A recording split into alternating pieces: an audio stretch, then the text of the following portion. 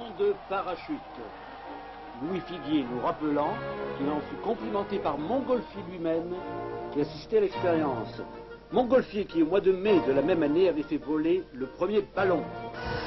Merveille de la science assurément, ces aérostats gonflés d'air chaud ou de gaz qui les rendront plus légers que l'air et dont le magnifique vaisseau aérien de M. Pétain, construit en 1850, fut essayé par 3 fois à Paris, à Londres et à Berlin. Cet appareil ne put réussir à trouver son équilibre, mais il fut l'ancêtre de l'aérostation, développée dans les années suivantes, et dont le Zeppelin fut le catastrophique aboutissement. Louis Figuier, hélas, mourut avant le triomphe de l'aviation. Mais dans les merveilles de la science, il développe les applications de la machine à vapeur dont cette image montre les variantes fumantes et pétaradantes.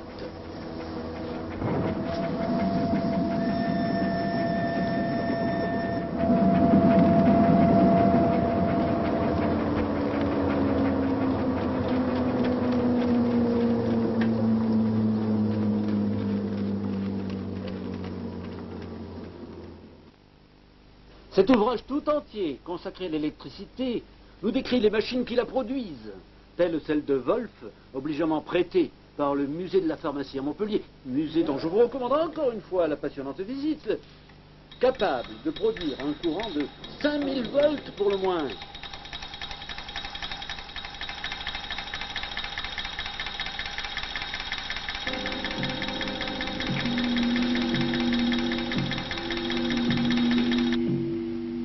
Et voici, toujours sorti des collections du même musée, les tubes à décharge 1888, application subtile de l'électricité qui aboutira à la découverte des rayons X, mis au point par Röntgen, et à leurs applications dans la radiographie.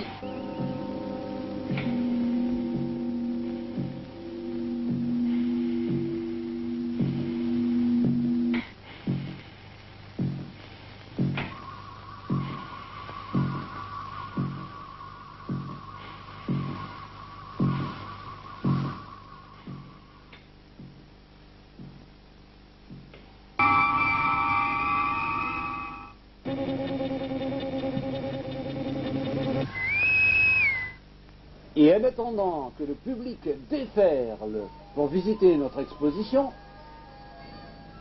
dans ce grand ouvrage consacré à la fée électricité, Louis Figuier ouvre le grand chapitre des phares, ces balises que l'homme a su planter audacieusement dans les zones dangereuses des mers.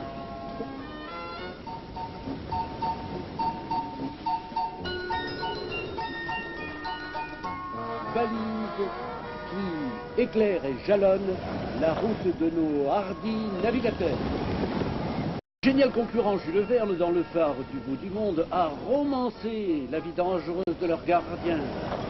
C'est dans Louis Figuier que l'on trouve décomptés, décrits, répertoriés les phares les plus marquants sur les routes maritimes les plus dangereuses, et comment l'électricité et les techniques nouvelles au XIXe siècle les ont rendus plus efficaces et plus sûrs.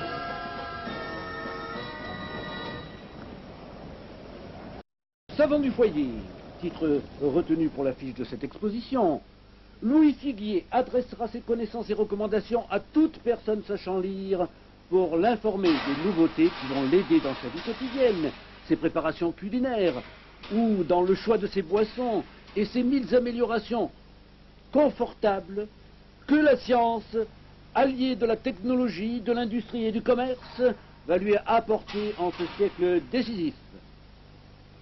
Cet ouvrage fort utile connut 3 éditions du vivant de son auteur et réapparaît en 1902 dans le catalogue de la maison Hachette en 312 pages illustrées, édition revue et corrigée par Bellet, dans la collection Bibliothèque des écoles et des familles.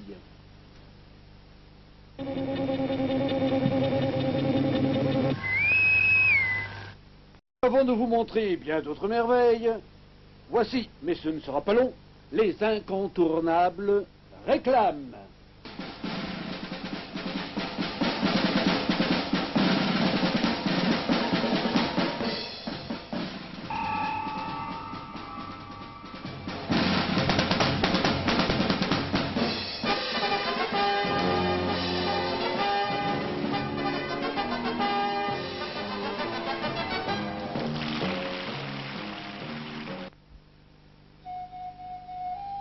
Application industrielle de l'invention de M. Marais, baptisée du nom savant de phénakiscope, voici pour notre plaisir le zootrope que vous pouvez voir au musée du Vieux-Nîmes et acquérir dans toutes les bonnes boutiques.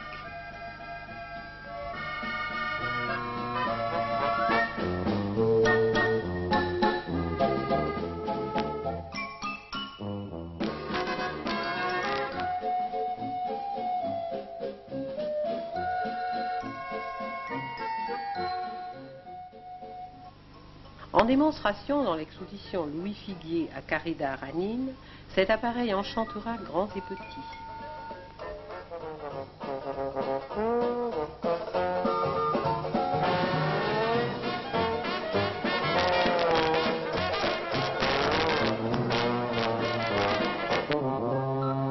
De nombreuses bandes dessinées par nos meilleurs artistes sont maintenant disponibles, recto verso et économiques.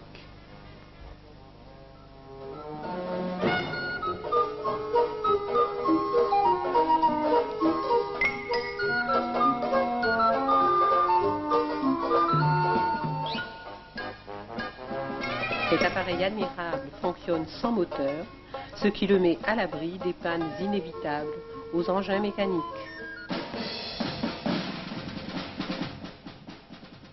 Madame, pour obtenir votre portrait incrusté sur votre porte-monnaie, la démarche est simple et discrète. Vous prenez rendez-vous chez votre artiste photographe habituel, vous choisissez vous-même votre image préférée, et nous réalisons pour vous cet objet précieux qui vous mettra à l'abri des oublis étourdis, étonnera vos amis et même vous protégera des voleurs.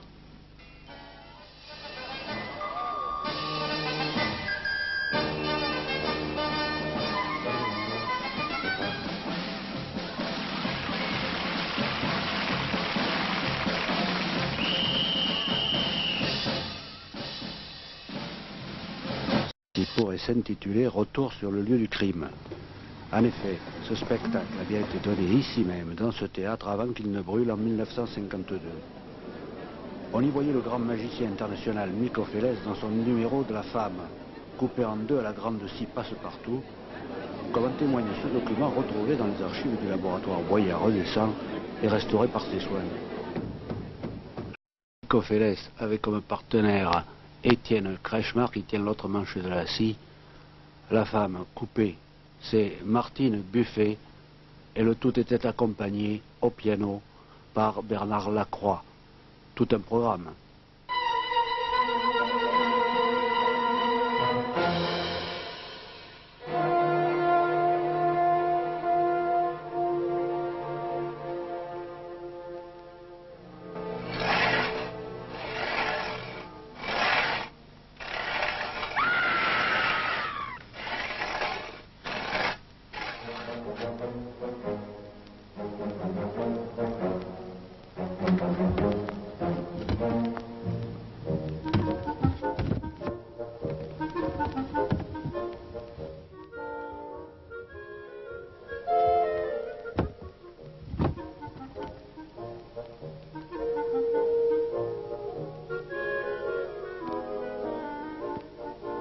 Cet spectacle, qui est un véritable défi à la science et à la logique, est de retour dans notre ville, et c'est à Carré d'Art, sur les lieux mêmes de sa création, un peu rénové, que vous pourrez le voir à partir de la mi-carême.